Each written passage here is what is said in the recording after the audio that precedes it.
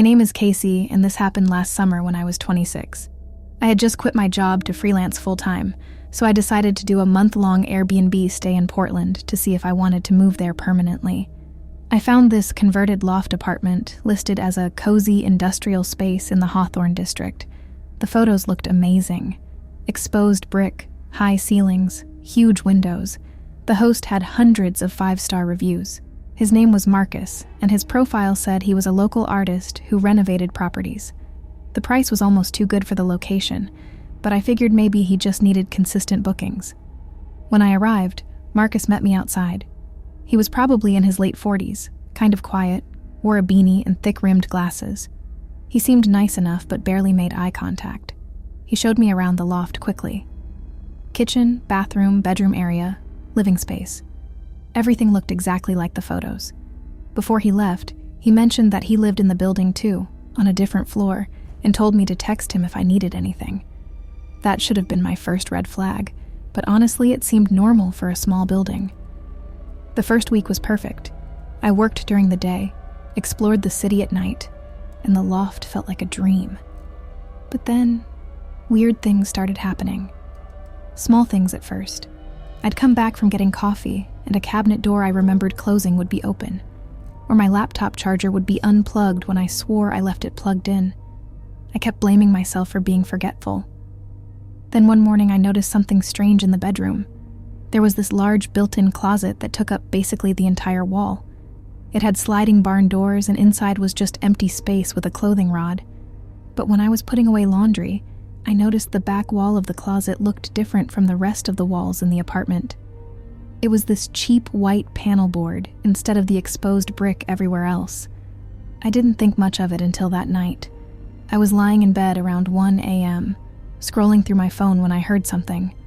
A scraping sound, like something being dragged across wood. It was faint, but it was definitely coming from inside the wall behind the closet. I sat up and listened. The sound stopped. I convinced myself it was just old building noises or maybe pipes. Portland has old buildings. That's normal, right? But the next night it happened again. This time I heard footsteps. Not loud stomping, but soft, deliberate steps. And they were coming from behind that same wall. I got out of bed and opened the closet doors. I stood there in the dark just staring at that back panel. I even pressed my ear against it. Nothing. Silence. I felt crazy. The next morning, I texted Marcus asking if there was any kind of crawl space or utility area behind the bedroom closet. He texted back hours later saying no, just exterior wall, and asked if something was wrong. I told him I kept hearing noises, and he said old buildings settle and shift, especially with temperature changes. He said he'd never heard any complaints about it before. I wanted to believe him. 2 days later, I had to leave for the afternoon to meet up with a friend. When I got back that evening, I immediately felt like something was off. I couldn't explain it, just a feeling. I walked through the loft looking around, and everything seemed normal until I got to the bedroom. The closet doors were open. I never leave them open. Ever. I always close them because the space feels cleaner that way. My heart started racing. I walked up to the closet slowly, and that's when I saw it. The back panel. It wasn't flush with the wall anymore. There was a gap, like someone had pushed it back into place but didn't align it properly. I stood there frozen. My hands were shaking. I wanted to reach out and touch it, but I couldn't move. Then my phone rang, and I literally jumped. It was my friend calling to say she left her sunglasses in my car.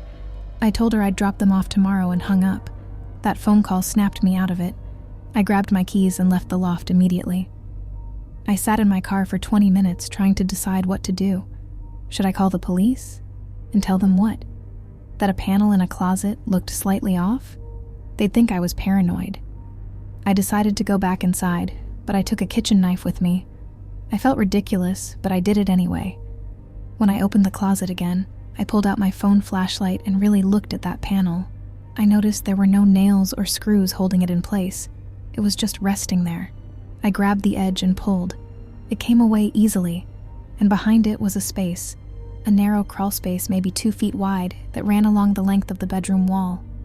My blood went cold. I shined my light inside and saw a pillow, a blanket, empty water bottles, granola bar wrappers, and a small wooden stool positioned right behind where my bed was on the other side of the wall. I dropped the panel and ran. I didn't grab anything. I just ran out of that loft and got in my car and drove to a nearby hotel. My entire body was shaking so hard I could barely hold the steering wheel. I checked into the hotel and immediately called the police. I told them everything.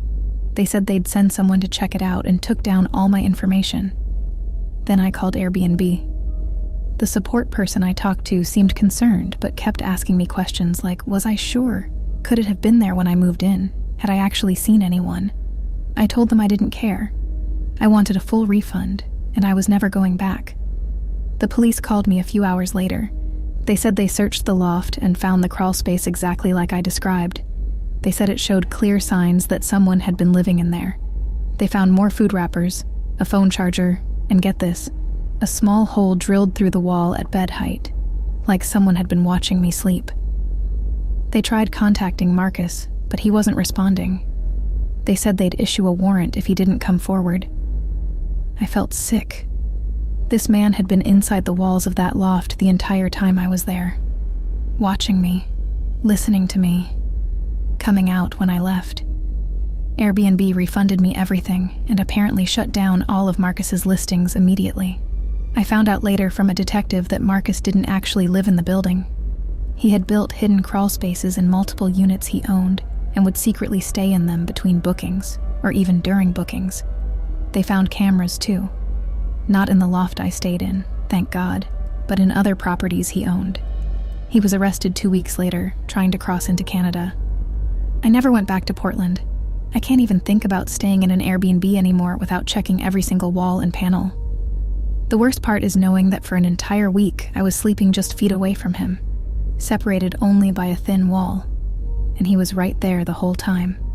Every night, just watching. The detective told me I was lucky I found it when I did. Apparently in one of his other properties, things had escalated much worse. I didn't ask what that meant. I didn't want to know.